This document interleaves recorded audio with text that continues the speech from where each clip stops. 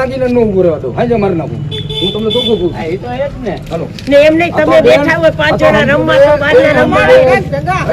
હું કોઈ દી ભાણું ભાભી હું કોઈ દી કાઈ બોલ્યો મને હું થયું નહીડું ખબર આ શરમ શરમ માં હા આયા માર્યું નહીં નહીડું એમ નહીં મારે